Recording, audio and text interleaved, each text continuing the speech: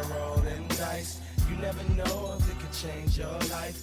Take a chance, you're neither wrong or right. You never know if you don't roll them dice. You better roll them dice. You never know. Hello, Rob.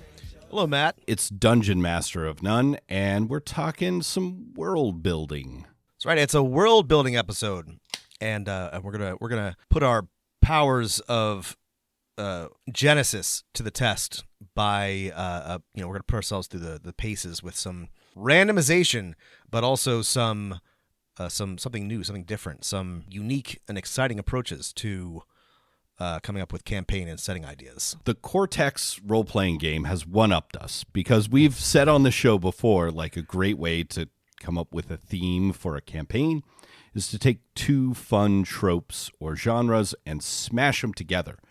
And the Cortex role-playing game suggests actually you can do better than that. You can take three That's right. genres. That's right. And you know what? They're right.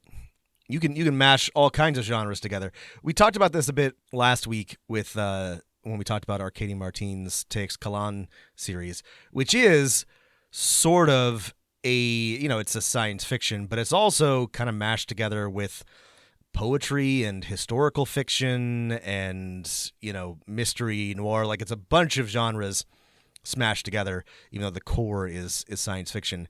And a lot of great science fiction fantasy is more than just two things. So I think that we have to applaud and recognize Cortex for what they've done here, because three can be done. They prove this point while also trying to sell some of their other Cortex role-playing games. Because, Rob, if I think we asked the random geek on the street what their ideal setting to play a fun game is that's already been a TV show, the answer would be only one thing, which is Firefly. Yeah. Yeah. Generally, yeah. If it's already been a TV show, it's Firefly. Right. Geeks love Firefly because it was an okay sci-fi show, but it did something new. And I feel like of all of the new science fiction that comes out, it's the one that's like, wow, this would make a great role-playing game. Because it did kind of start that way too, I guess. Apparently, some of the creators had a Traveler game that they drew heavily on. I've heard this rumor. I mean, the thing is, it just kind of shows how unfortunately unimaginative the general science fiction and fantasy offerings are, especially when it comes to TV and movies. Because yes, Firefly was something new and original, but it's fine. But it's not a lot of other truly unique concepts.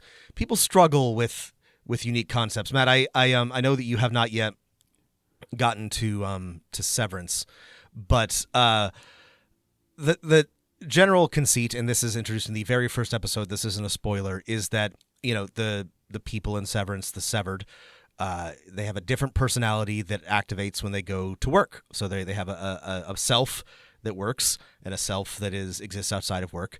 And this general premise is not super high science fiction concept, but it's sufficiently complicated that well into the second season, there were a lot of people who were like, wait, I don't get it. Are they clones? I don't understand. And the point I'm making here is that there's a lot of room for innovation when it comes to concepts, just big ideas that have been explored very deeply in books and comics, but when it comes to TV and movies and quite possibly role-playing games, less so. And this is a good way to sort of to break open some of those ideas and get some cool ideas rolling.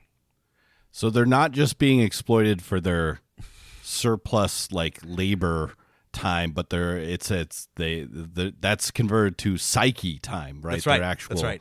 It really is the great thing about the show. There's a lot of good things about it, but the more you think about it, the more fucked up it gets. It's it's the first time you see it, you're like, yeah, sure, I guess, but then you realize you've created another person that exists only to work and has no consciousness outside of plugging in numbers in a weird corporate dystopia. Anyway, Severance, good show. Well, it's also, I think, shows that sometimes keeping it simpler, stupid is great for role-playing games with your friends. The example Cortex, right, gives is, hey, we took 3 genres, right? Pretend we're making Firefly. Science fiction plus Western plus swashbucklers. In the setting, players are the crew of a spaceship in the future. That draws on me the tropes of the Western, including plucky underdogs defending themselves from corrupt government agents, loads of cowboy frontier aesthetics, and rugged settlers on the fringe of society. Add in dashing and charming protagonists, wicked gang bosses, and firefights, and you've got a popular blend that's sure to provide material for dozens of sessions right off the bat. Yeah. And I think that's a great way to describe Firefly and a great way to think of it. The swashbuckling element is maybe the least of the contributors. It is very strongly a sci-fi Western. But I also think that that's a good thing to include for the third bit because it has a pulpy feel to it. And this is, sorry, now I got to talk because I love Westerns. I love swashbucklers. And Western isn't just like a, cowboys and horses. It's a whole aesthetic. It's a whole mood, right? And Firefly's mood better matches like a swashbuckling like pirate pulp adventure than a Western much of the time. So this is a smart combination. I like it. Right. There's it's less about the angst of closing the frontier most of the time. That comes up like there's sometimes, a little bit of that, yeah. But like the swashbuckling is the one that probably doesn't come to mind the most. But if you add it in, you're like, oh yeah, I see it. They do a cool move and it saves the day. Right. Yeah. They heroically get in a bar fight. Yeah. Swing off of things and jump and their sword fights, as one does. There is a lot, and one day in the future we'll do a whole episode on the Cortex RPG, but there's a lot of like great DM advice on thinking about like what level of abstraction and specificity you want to get into, like what sort of fantasy do you want to incorporate, right?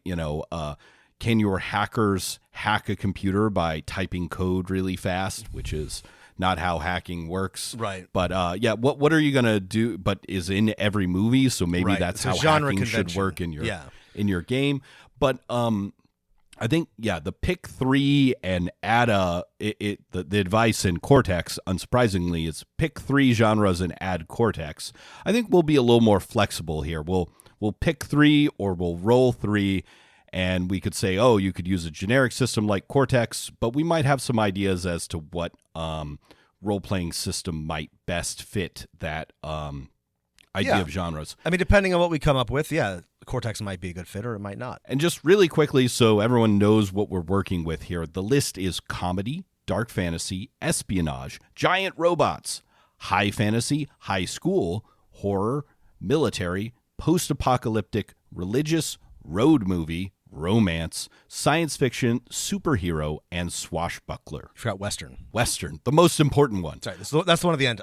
For our Firefly friends, 16 choices for us to look at. And I was also looking at like what are some other, just a list of genres for role-playing games, and RPG Geek has one that's 77 choices long, and I tried rolling on that table and it was just like too specific. I felt like I didn't have any wiggle room to like come up with a conceit for a campaign or a setting or a campaign and setting, which is ideally what we're going for, right? We should move towards how would we start this campaign? How would we present it to players? I mean, for simplicity's sake, for the purposes of this episode, we'll stick with Cortex's list.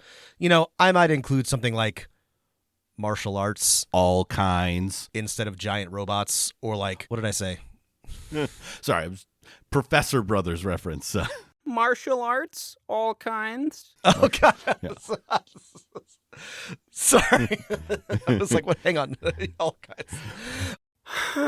I don't know, little dog. Or like mystery noir instead of religious, but it's a good list. So let's use the Cortex list just for funs. Okay, Matt. You go first. Let's roll. Okay, I've got, starting with the first one here, religious. Strong start. Superhero. Science fiction. Okay. Sick. This is just Watchmen. Yeah. Sorry. Yeah. Sorry. Okay. Religious science fiction Superhero. superheroes. Okay. Yeah.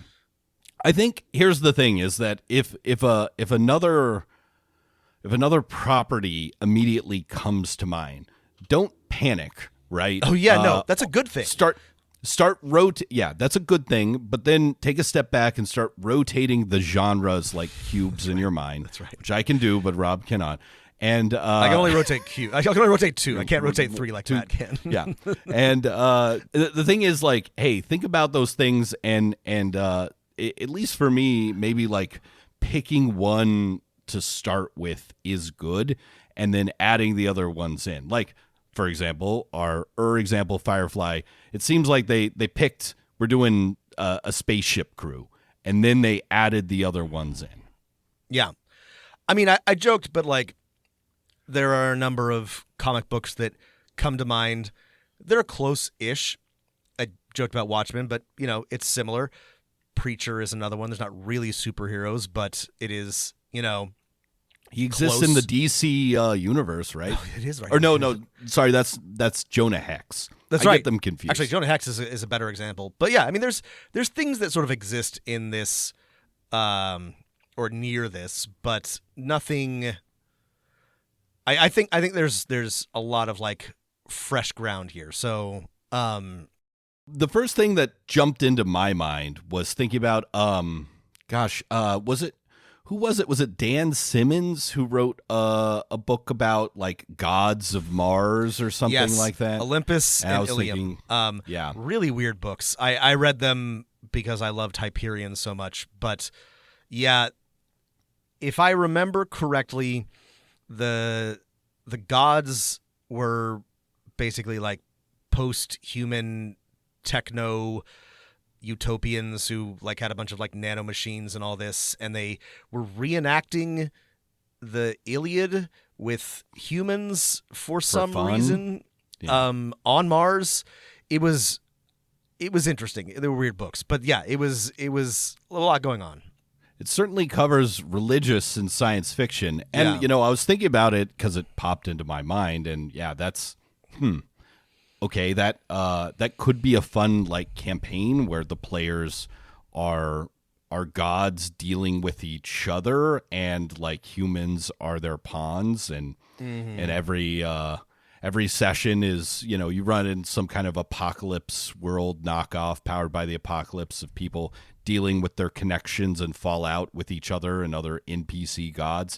But I don't know. I was like, this is too high concept for me. It also fails to incorporate superheroes in any way, so I got to throw that out.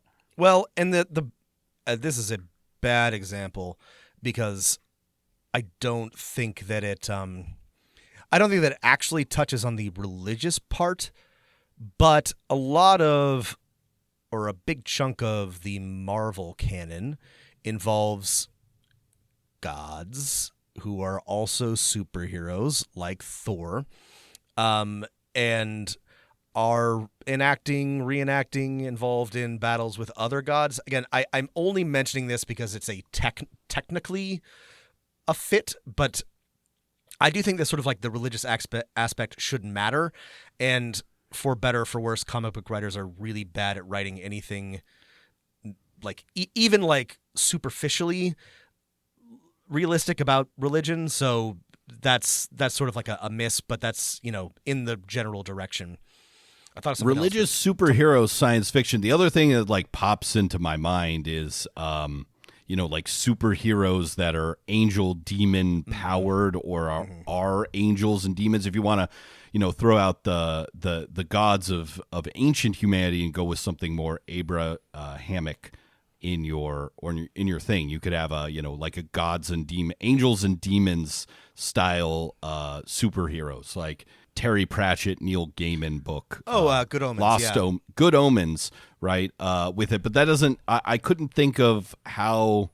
I can't think of how sci-fi would go. Constantine has a bit of this. Again, Constantine's not super science fiction-y though, so still only like 2.5 way there. Speaking of 2.5, Stargate has a bunch of the both the Egyptian gods and the Asgardian Norse gods turn out to be Right, aliens. they're little grays. They're little grays. aliens. No superheroes, but No. otherwise, sort of and there is a lot of like religious mysticism in Stargate, which is pretty fun. So that's getting there. So how would we close this circle, Matt? Yeah. I was watching the other week, Rob, this Netflix show, Ancient Apocalypse, which is about have you seen this? Have you heard about I'm familiar this? with it. Sorry, Yeah. I'm delighted There's that you were watching it.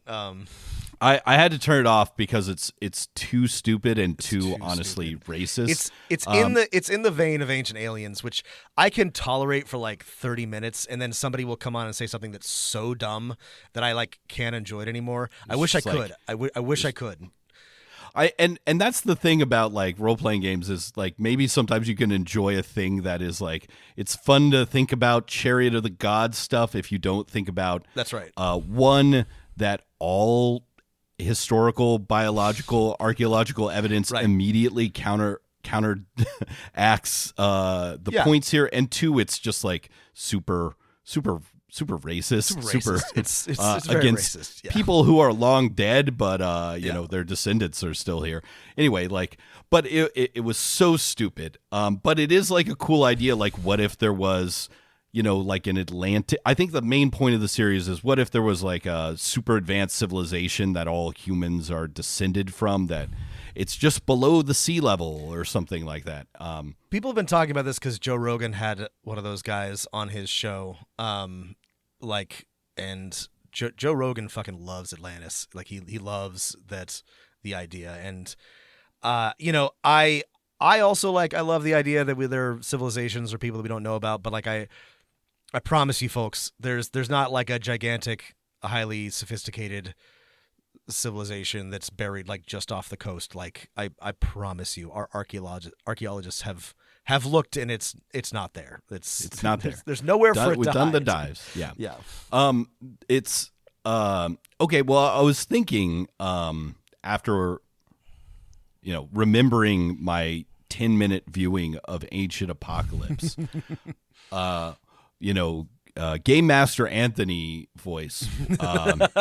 What if every, because one of his things in the documentary is like, oh, all the gods were just like people from this ancient civilization. Like Osiris was just like a guy who had technology, and he showed the Egyptians how to grow wheat or something. That's right. This is literally Stargate. These people watched Stargate and then forgot that they watched Stargate and came up with did some theory. ayahuasca and came up with a theory.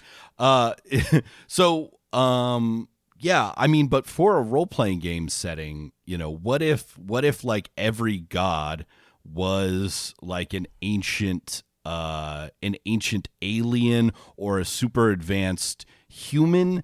And I guess if we to work the superhero in this is where I'm thinking here is, wouldn't it be fun to run a superhero campaign where you said to everyone, create a superhero, your limitation is pick a god from any mythology and base your powers off of that god. You want to be a shapeshifter, you're Proteus from Greek mythology, right? You want flight and super strength or something, you're Osiris, or you're Thor or something like that. I think players, or at least some of my players, would be really into that.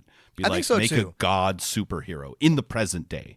I think this is very close to some properties that already exist, but that I think they can wrap their heads around it, right?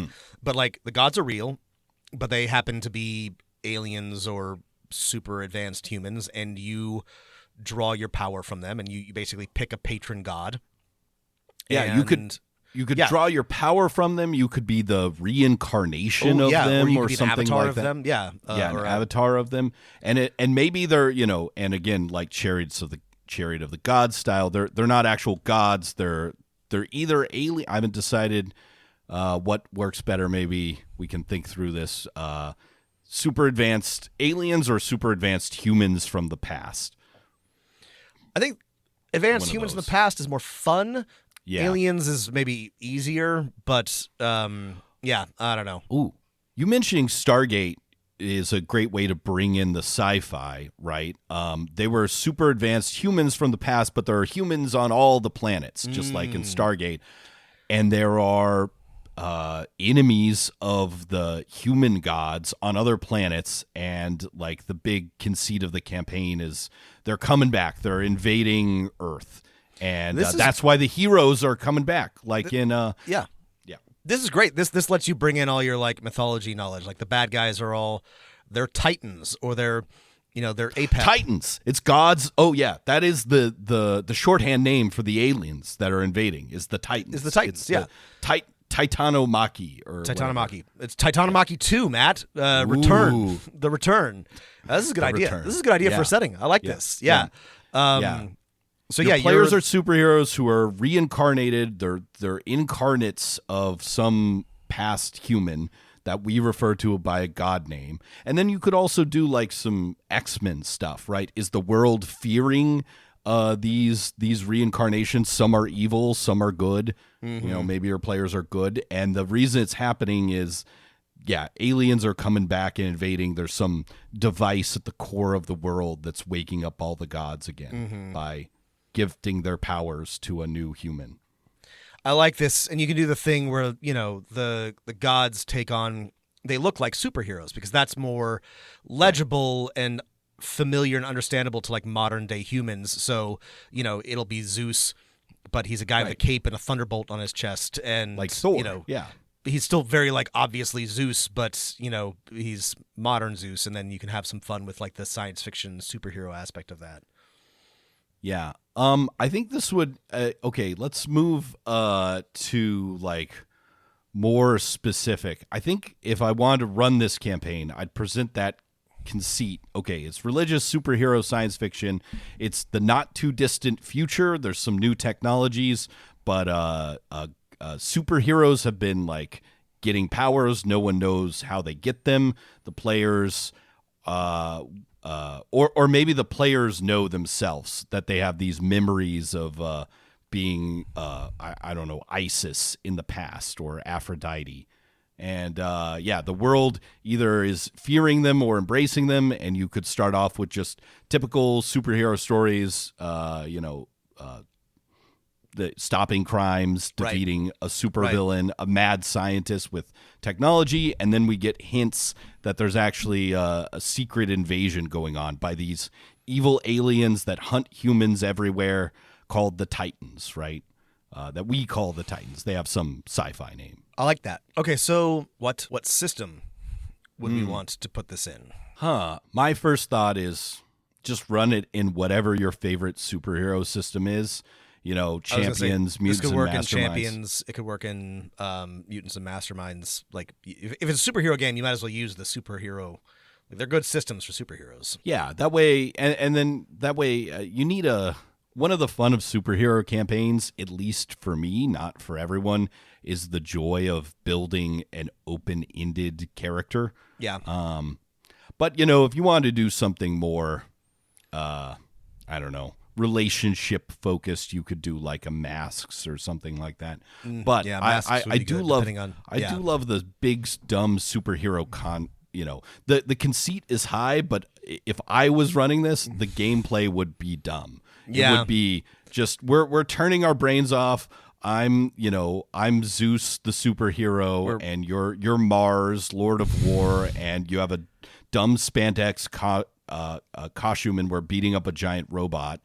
Yeah. And then aliens are invading, and we're Earth's smashing buildings. Heroes. You're throwing people, halfway across a continent. You're doing big, collateral damage. That's what I would enjoy about this too.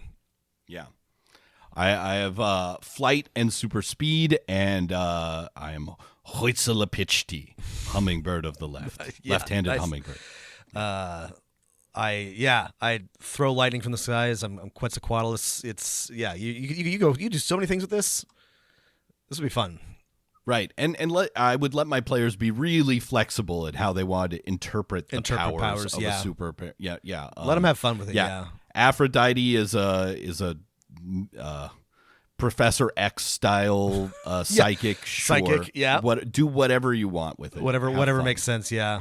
Okay, cool. Hephaestus can build an Iron Man suit or something. Yeah. Yeah. Hephaestus has like a walker. He's got like a like an Iron Man suit, like a Goliath or some kind of Starship Troopers mobile infantry armor.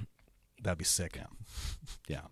Okay. I like this better than thinking angels and demons superheroes, because that I don't know. That seems boring to me. As Okay, we'll call it Incarnate. We'll call it Titanomachy 2: The Return. I feel like this would be a fun campaign to run for about 6 months. Yeah, it's got limited shelf life, but I think it would be very fun for like a comic book length arc. You're defeating the Titans. Yeah. Right. People are watching Invincible too. They get this. They get the alien invasion. Yep. Yeah, there's aliens, but Earth superheroes are all gods. They're all god themed. And the first couple sessions will be forming the team, dealing with do they hate and fear us, X-Men style, proving themselves to Earth's population, and then the invasion is hinted at, and then it begins in earnest, and they have to smash the Titans, giant robots that invade Earth. You know what else this is like? And I'm sorry. Did you see the Will Smith movie Hancock? Do you remember Hancock? Yes. Yeah. Oh my gosh. Maybe that's what was in the back of my mind, like the Ancient Apocalypse guy. Hancock is like, well, there's like Hawk Girl and Hawk Woman. Yeah. He's an ancient Egyptian he's an god, ancient right? god of some kind. The only reason why I didn't think of it sooner is because like they hinted at like a deep mythology, but like didn't really include it at all. They're like, we're more interested in Hancock's alcoholism. That's right. I really felt like they should have just done one or the other. Like he either should have just been a drunk, shitty superhero, or I don't know. It was too many things. Second half of that movie was really weird. Anyway, but this is kind of Hancock vibes. Well, it's also what is the movie where Jaime Lannister plays a giant person? You're thinking of Gods of Egypt, which is something that I thought of. But Gods of Egypt is just legitimately. It's just fantasy. Yeah, they're doing dungeon crawling and stuff. Yeah, it's just straight fantasy. That one's a weird one Who thought it was a good idea to make the gods like 12 feet tall? It just makes every scene weird and awkward. Also, like, I don't want to be that friend who's too woke, but like, why are you making Gerard Butler and Nicholas Walder Costoge like Egyptian gods? Like, surely there was somebody else available, you know? It wasn't even at the peak of those guys' like abilities. It's just like, hey, here's some dudes who are fantasy guys. Very weird. Okay. Well, should we say this one's solved? I like this one. Again? This sounds like fun. I would play Titanomachy 2. Okay. I'm going to do one. I'm going to roll some dice. Okay. Let's see what we get. Roll some dice. Yeah. I got a 5. What's 5? High fantasy. 5. High fantasy. Oh boy. I got a 13. What's that? Science fiction. Science fiction. Okay, great. Now we're cooking with gas. And swashbuckler 15. Okay. So high fantasy. Oh, Matt, I'm sorry, we can't do this one because it's already been done to perfection. This is just the Book of the New Sun. This is just Gene Wolfe science fantasy. It's already been perfected. It's just science fantasy. It exists already. I don't know if I can improve on that. Okay, here's the realization I think I'm coming to with these kind of genre mashups and how you should approach if you want to do this for one of your campaigns, either by picking from the list or by rolling like we are, is the genres are like a guide, but the real like coming up with a campaign setting is adding some specifics, right? Yeah. Right? Nothing about our first one says anything about Titans invading Earth, right? We could have gone angels and demons. Same with Firefly, right? If you didn't have the like Alliance Rebels conflict, the specific of the special River Tam super weapon, it just doesn't like hold up, right? Yeah. So we just have to pick a couple, use these as a guideline and get specific without going Book of the New Sun. No, I joked, but I know exactly how I would do this. This would be so much fun because you've got a model in like the sort of like science fantasy genre, which I love, where, there's ancient high tech, but people have forgotten how to use it, and it's treated like, magic, and there's mysticism around it. So, maybe we're talking distant future. Obviously, the swashbuckling element. Here's the thing: like, it would be cool if we had people traveling in space through the stars, but they were fighting with laser swords and I don't know, blaster cannons, but they functioned like they would on like a pirate vessel, right? Like they barely understand how this technology works. It's all been like scavenged from an ancient civilization. They functionally, it's like a pirate, campaign setting, but you're using laser weapons and teleportation belts and levitation harnesses or whatever. I actually think there's a ton of potential here.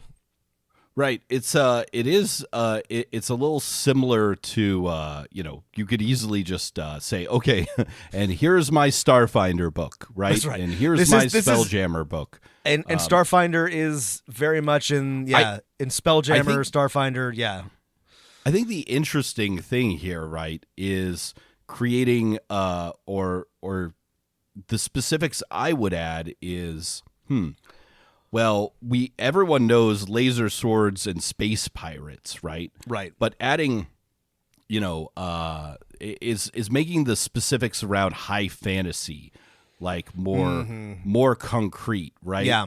With the high fantasy text is something like, I don't know, Lord of the Rings or Dragonlance or something like that. So, I think one of the fun things about high fantasy, it could be a journey, but it's often like a big epic quest to save the world, or maybe in this case, the galaxy or something like that.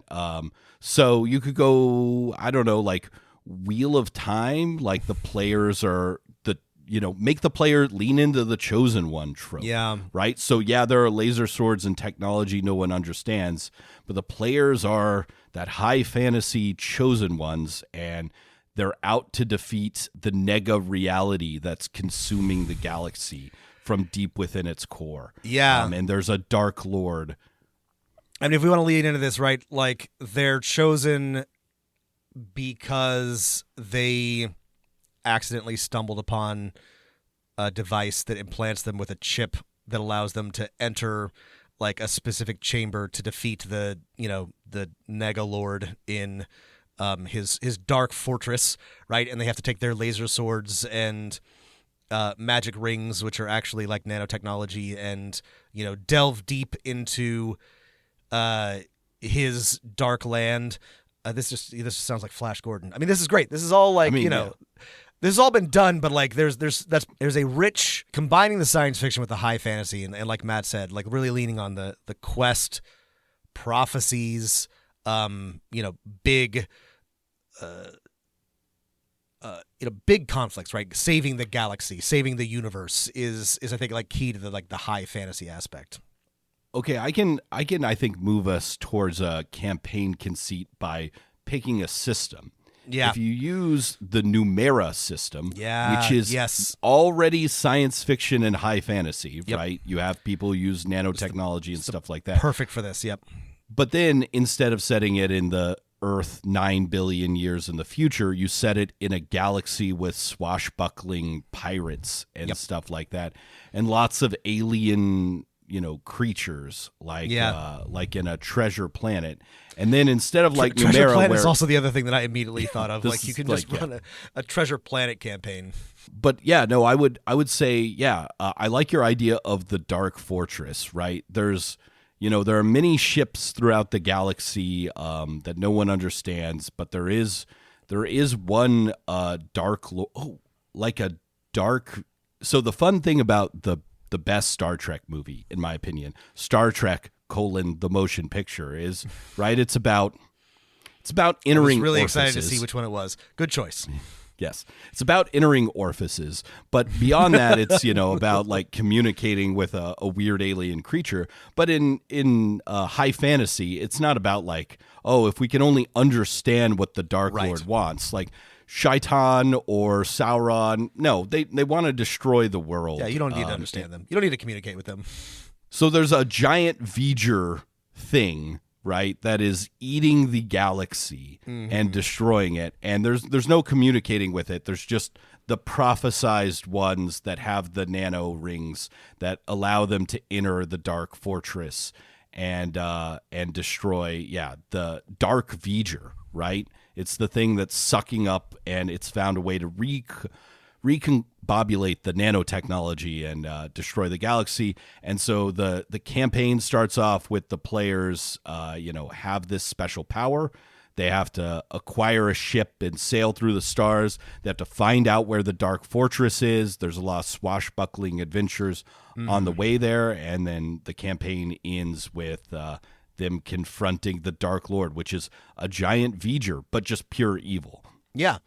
And I think, you can set it in like a system like Firefly, so it makes sense for them to be literally using solar sails. Like you can, kind of hand wave the science on that and just say, sure, that's how you get between planets, and that opens up lots of opportunities for swashbuckling adventures and attacks by space pirates. If you use Numera, right, the players don't have to understand how anything That's works. That's right. It's intuitive or whatever. Yeah. So we can hand wave that away. Yeah. It's just that makes your thing go. Yeah, how this do you is do really it? solved. There really is the great thing about this is there's a perfect system for it, and it's Numenera, and you just need to tweak the setting a little bit to not be Earth, but all the rules are perfect for it. Yeah, I mean, it actually, maybe this is where this came from deep within my soul, is the like post-Earth setting. And, there's some supplement books that like write about various kingdoms and sites and weird creatures and stuff like that. But it wasn't quite doing it for me. But I think a campaign set in a galaxy full of humans and aliens 9 billion years in the future, but where the players can travel around and they're not stuck on Earth, is way more interesting to me than this one. Defeating the Dark Fortress. Yeah, I like that.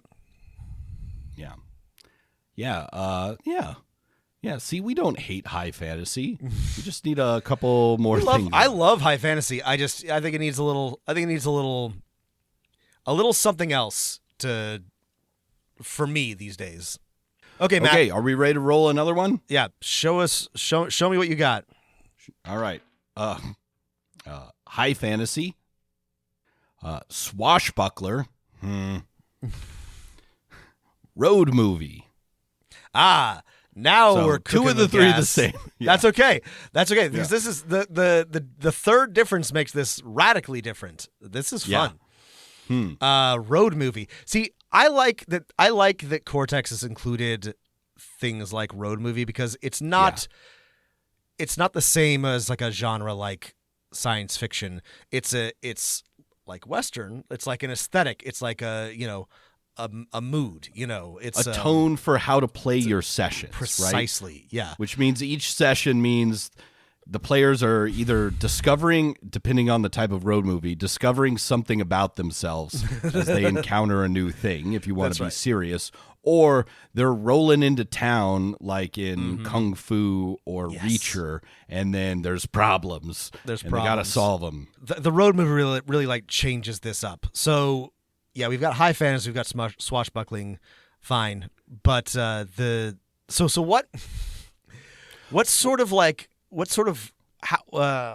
answer to all of these is there is always a system that like does a lot of this before, and I think for this one it's Wild Sea, which is maybe less swashbuckling, but it is like high fantasy in a weird way.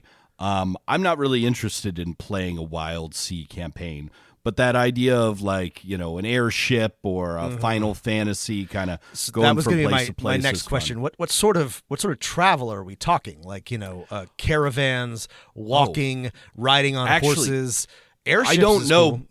I don't know, but I do want the, high fantasy plus road movie tells me that this campaign that we're going to run is going to be about the journey, right? Most of Lord of the Rings is about walking places.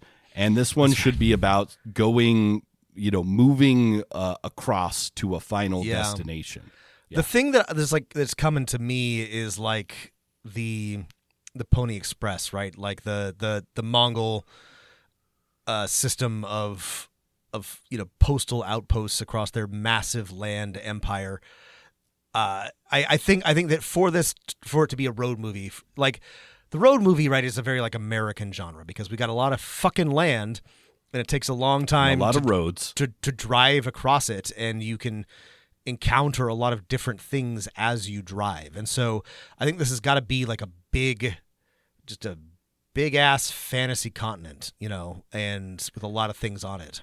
One thing I'll point out is if you wanted to get a little lazy, and we as dungeon masters always do, there are a lot of big-ass fantasy continents. There's Dragonlance, there's Forgotten Realms, there's Golarion. Yep. Golarion just being like... Golarion might be a great setting for a road movie, to be honest. It has some like upsides and downsides, but you could be in a radically different place every single session and not run out of places for a long time. Right. It's like the players have to have a bunch of clues as to where to go. It's like they start in Osirian, and then they're in Taldan, and then they're in Ustalav or whatever. Having short adventures along the way. Right? That could be kind of fun. Yeah. Like Jade Regent kind of did this, but really poorly. Yeah. We talked about this in our review because it was like a caravan game, but like the caravan rules were annoying, and they didn't really like lean on the stuff that we're talking about that we like about like a travel narrative. Like it was just kind of a disjoint. Yeah. So kind of like Jade Regent, but good is I guess what we would, how you would run this in Golarion. Yeah. I like the caravan idea. If you ditch the rules, just the players have a wagon and a couple of horses and they're going places. I think bringing the high fantasy in, right?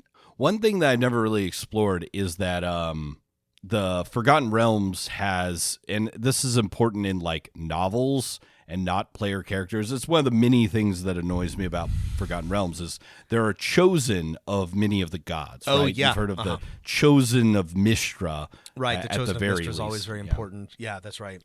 Because I think it would be fun to have the players, to incorporate the high fantasy element, be all chosen of like one deity or something like that. Mm-hmm. That would be fun. That would be on cool. The road movie. It could give them the reason for their quest, right? They have to recover their god who is imprisoned somewhere on the other side of the world, and they have to go on a journey to do that. Yeah, I think that the high fantasy aspect of that's good, right? Yeah, you've got to do the caravan, got to do the road movie across all of Forgotten Realms or Golarion, but your purpose is to restore or protect your deity. That's good. How can we make a twist to combine the swashbuckling in? If they're chosen of gods, I might just like add, if I'm playing this in whatever D&D like setting, just add that like something along the lines of like no one can die, or no, like you can die, but you're then brought back like different. I've got it.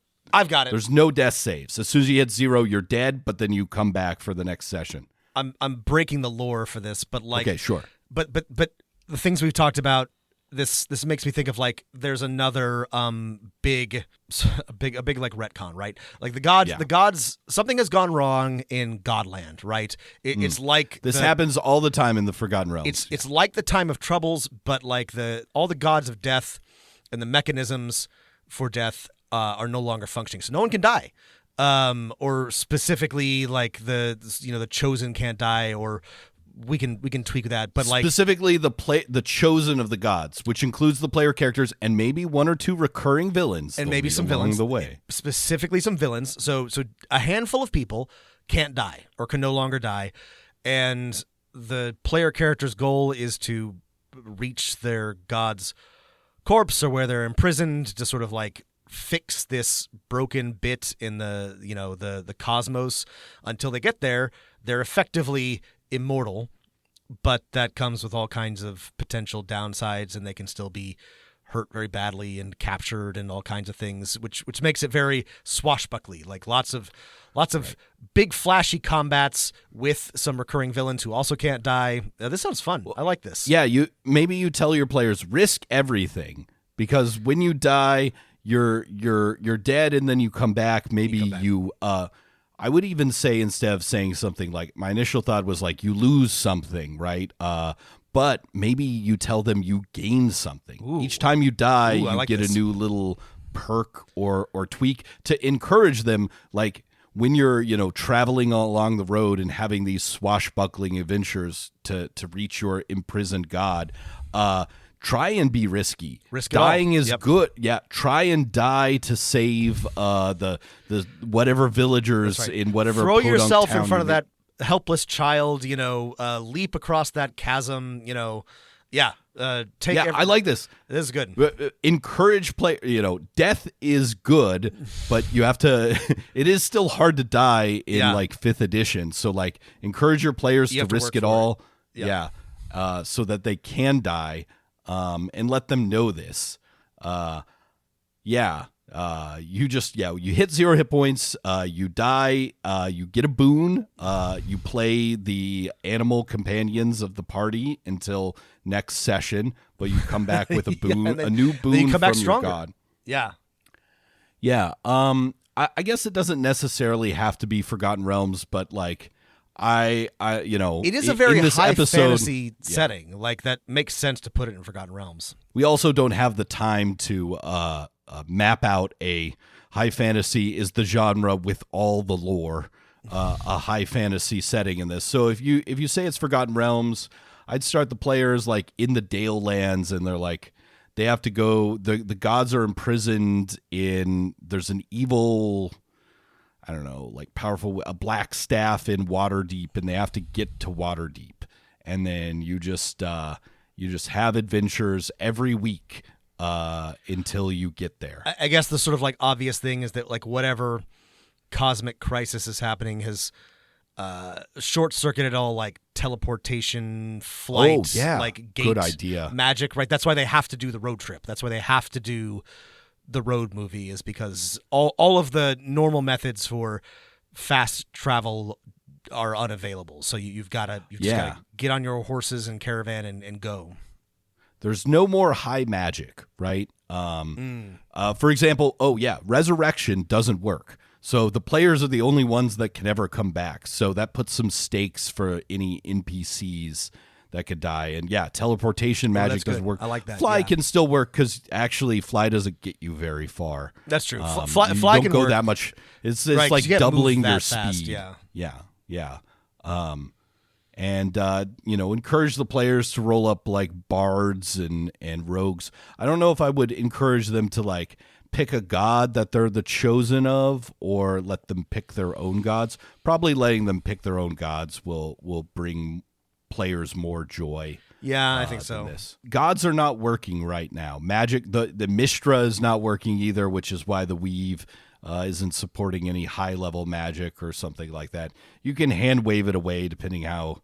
I love tweaking Forgotten Realms to make it more interesting. So high fantasy swashbuckler road movie. Players are on a caravan from the Dale Lands.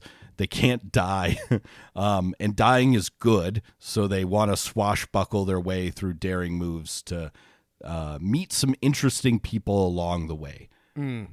I would imagine a typical session is like Reacher. They show up in a town, and things are people need their help because they're the only ones with like magic and good shit. Yeah. Okay. Yeah, I like this. That's a fun one. We didn't come up with a name for the last one or for this one. Oh, I didn't even think about names. That's okay. We don't have that. Your campaign doesn't have to have a name. Titanomachy 2 really just like, that just it was the hard return. just like hard to beat. Yeah. Yeah. Yeah, we'll just call this high fantasy road movie. Okay. All right, let's roll up another one. Road Warriors of Light. There you go. You brought the Final Fantasy. I brought the back Final in. Fantasy to it. You can roll this one. Okay. Romance, Interesting. military, high fantasy again. Okay. That's good though. Romance, military, high fantasy. Okay. Will you read what it says about military in the Cortex? Yeah. So what are we they saying about have a military? good sense and romance, just so we have a good sense for the genre. Military, war and the people who engage in them. War and the okay, that might be a typo. War and the people who engage in them often focus on the grunts who have to fight them and the officers who struggle with those orders from higher ups. That's military. And romance says, with highly charged emotional entanglements, conflicts between tradition and desire, and the focus on relationships as a motivator, this genre appeals to those who enjoy sweeping family sagas, romantic comedies, and personal dramas. So, for military, we're talking, Full Metal Jacket, Platoon, Thin Red Line, all those Saving Private Ryan, war movies, right? And this is a good point because those are all mostly about people on the front lines dealing with both like the war, but also like the people giving them orders and trying to deal with that.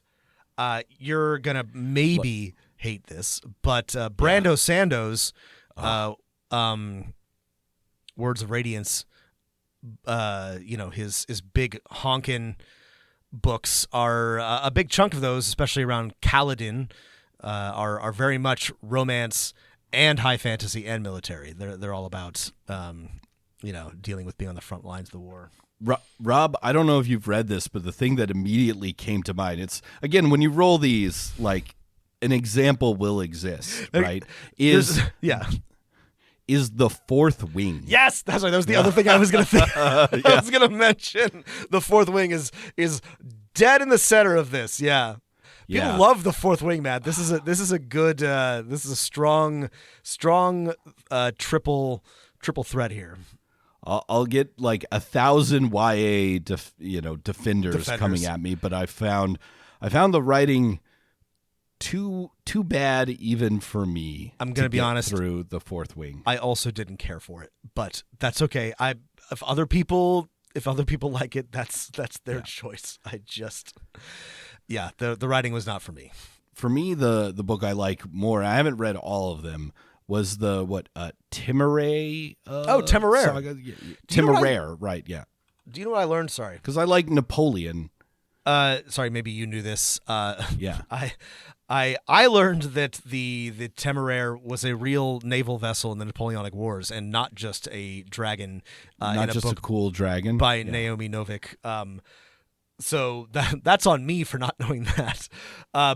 That's those. I think these are much better. I also haven't read all of them, but there's so many war novels, high fantasy. They're dragons, and there's a good amount of romance. Not a ton, but there's not a lot of romance, right? There's a little romance. There's a little romance. The Fourth Wing, however, has a lot of romance. A lot of romance. I do like the idea of like a military academy. Yeah. Or some sort of military event.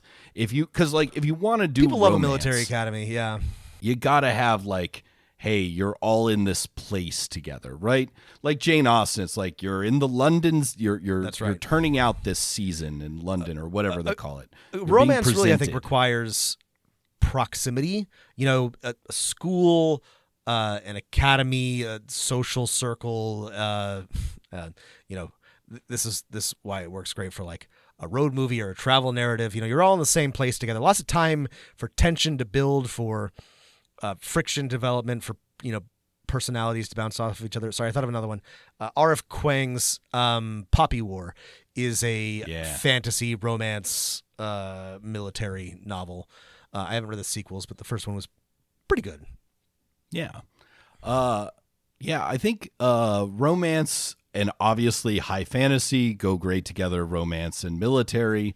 I think also go great together. I think so too. If we didn't have high fantasy, I'd be like, what if a band of brothers, but they loved each other? I was more than just about just to the say, way. we've mentioned heterosexual ones, but this is a great setting for a very very queer homosexual. There's lots of great. I took a whole course on. I mean, Dick Winters, Rob. Dick Winters on homoeroticism, homosocial behavior, and military narratives. Like this goes back to obviously to ancient times, but people have been writing about this for a long time. Your choice. You can have men and women, just women, men. It's this is a perfect setting for any type of romance that you want to explore or encourage. Yeah. So Temeraire and the Fourth Wing both, it's like one of the other romance, going back to Dragon Riders of Pern, is like, what if your dragon, that's the most obvious thing. What if your dragons fell in love and it made you fall in love? That's right. I don't know if, is that the way we want to go? That's a pretty good way to go for a campaign. It's like everyone has a dragon. I think that's fun. I feel like if we're going to lean into this, if we're just picking something that's going to immediately make sense to people, let's make it. Yeah, everyone gets a dragon because that's Dragon Riders of Pern. That's the Fourth Wing. That's also the Priory of the Orange Tree. I don't know if you read that. Big. Not there were a bunch of Dragon Riders in that one too. But this is a thing that clearly people get and there is an interest in. So why not lean into it? Why not make this a military dragon riding academy? Lean into, you have a bonded unicorn or a horse, or I think my players would love that, or just a dragon. Everyone has a bonded dragon, and the dragons are horny, and you're horny too, and you want to fall in love. So I think I would. I don't know. I'm into the Napoleonic thing. I think so. I mean, that comes up to me too. But I mean, World War II is rough for romance. If you're using it for historical parallels. Things happen too fast. There's too much death. It's too deadly. Napoleonic is. I've perfect. watched enough Sharp that I'm like, that's right. Ooh. Yeah, just perfect for just enough threat to make it exciting, but not so much that your buddy / lover is going to get his legs blown off in the the next a bunch of people shoot muskets at you and one guy dies. It's fine. Yeah, it's fine. It's fine. And then you get in a duel with a sexy Spaniard for a sexy right. lady. That's right. Everyone's sexy. Yeah, that's perfect. Military doesn't also have to be set during wartime. It could be, the Three Musketeers. I mean, that's a little more swashbuckling, but it could be at a military academy or a military organization at a time of peace and intrigue. But we didn't get intrigue. We got romance. I think the way I would go with this is this is maybe not the longest campaign in the world, like a 2 or 3 session thing. It's you're at a military graduation, and then we gotta get specific here. There's some sort of inciting event.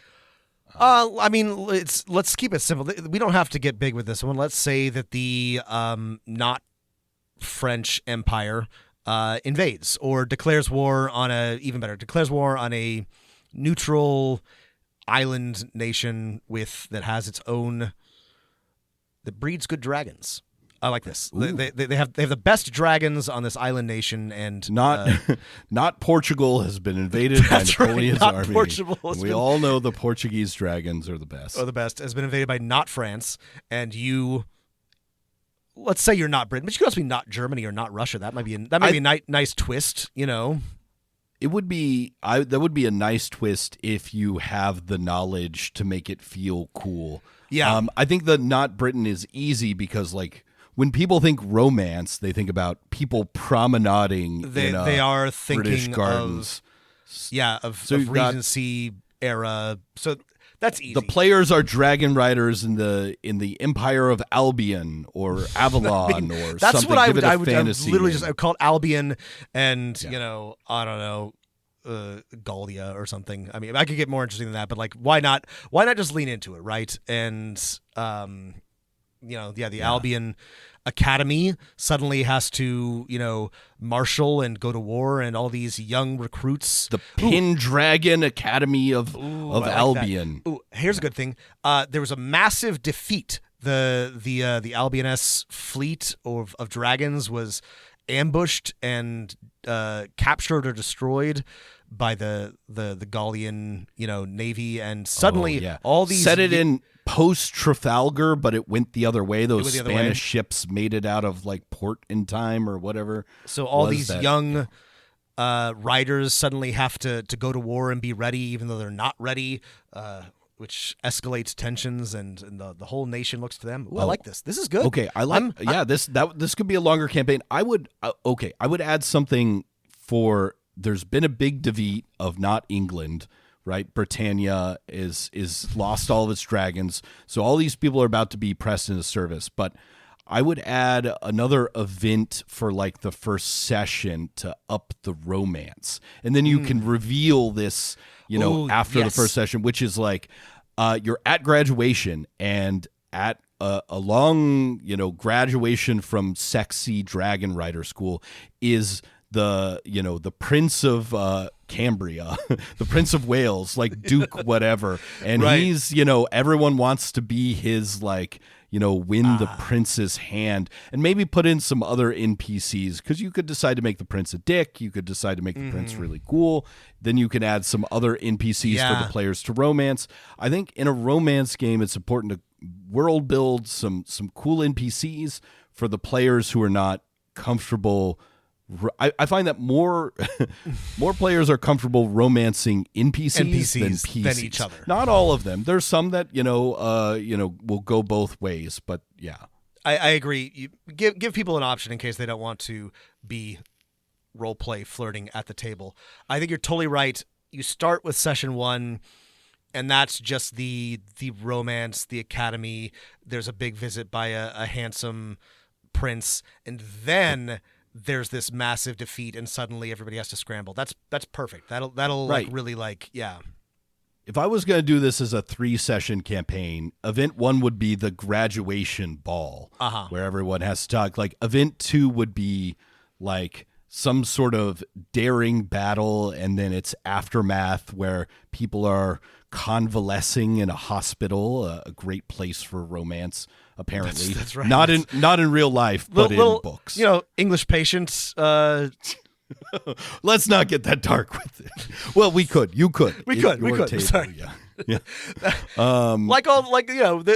It's a trope, but in this one, maybe they live, and it isn't tragic. Yeah. Yeah, I wouldn't know where I would go with like sessions 3 or 4 for conclusion, but that's something probably don't even need to plan out until we see what the players want to accomplish. Dramatic battle of their own.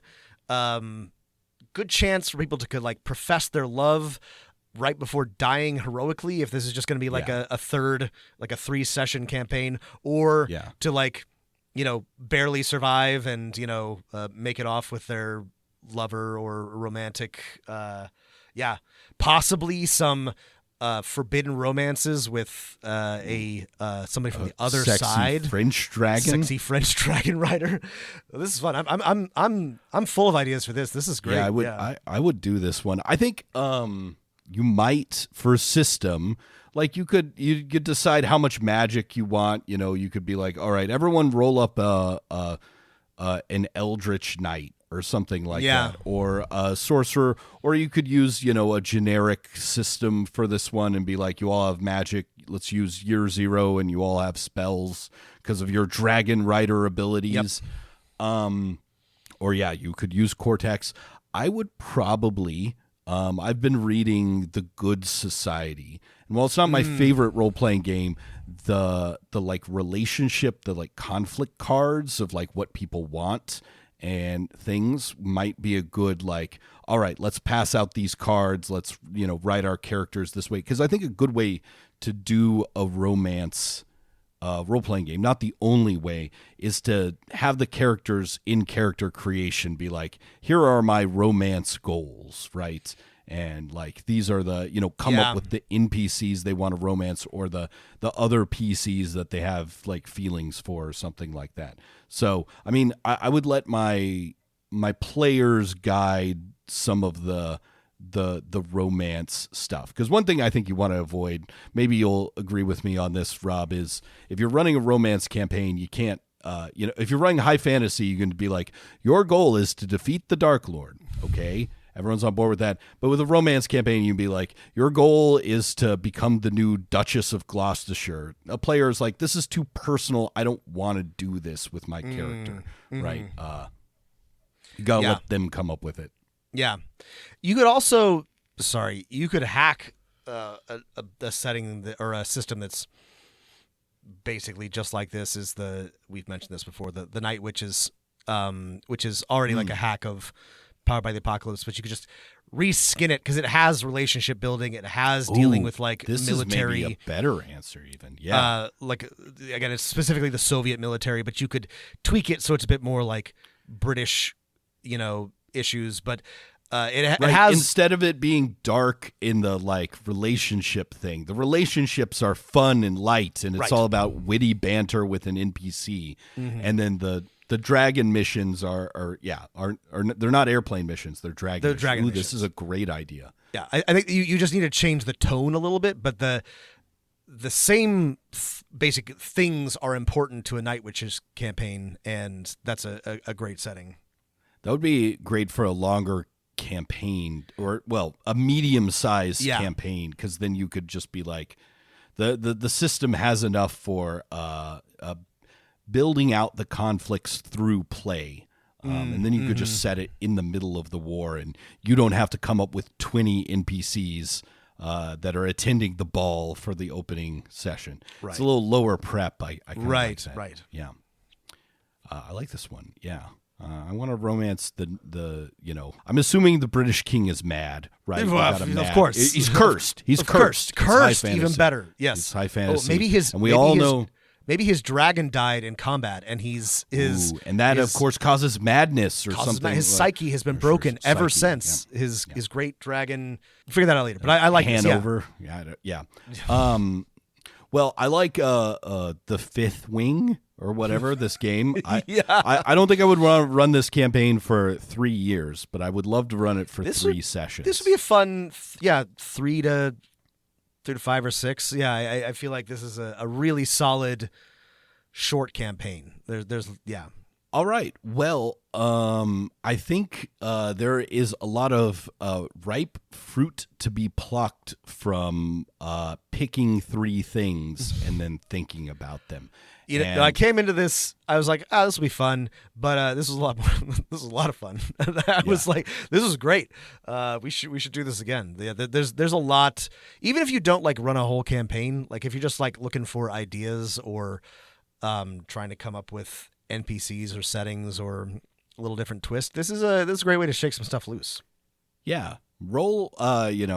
Cortex made the mistake of not making this a D15 table that you can roll on, but either pick them, roll them, create your own table of things that you like, and try this out if you're struggling to come up with an idea for a new campaign. And then I guess my concluding advice is like, try and get specific as quickly as possible. This is good advice. Yeah, because you can talk, and you heard us do it, you can talk in generalities forever, but start trying to like drive toward what is actually happening. Yeah. And it also shows you like how there's like a million things within even something as specific as 3 tropes, right? Yeah. On the first one, we could have ended up, I think if I had mentioned Hellboy, we'd come up with a Hellboy science fiction superhero religious game because we both love Hellboy. Yeah. But there's just so many ways to take these types of things. Pick something, come up with the specifics that interest you. Yep. Can't believe I didn't think Hellboy. Yeah. Listeners, please, let us know if you've had any success with Cortex's pick 3 genre system, and shout out to, I don't remember their name, but the listener who first brought this to our attention when we were talking about world building mashups. So thank you. Thanks so much. As always, if you liked what you heard, please rate and review. You could also, if you really liked what you heard, you can check out our Patreon at patreon.com/dungeonmasterofnone, where you can hear a lot more of our bonus episodes and bonus content. And you can also join our Discord for free, but there's also a special channel just for patrons. Check it out, the link in the show notes. Yeah, join our Discord if you want. Link in the show notes. It's Brandoff. Brandoff, thank you for bringing this to our attention. Appreciate Thank you, it, Brandoff, for the suggestion. Thanks, everybody, for listening. All happens on our Discord. That's right. It's all on the Discord. Kinds of things, yeah. Thanks for listening, everybody, and keep rolling them dice.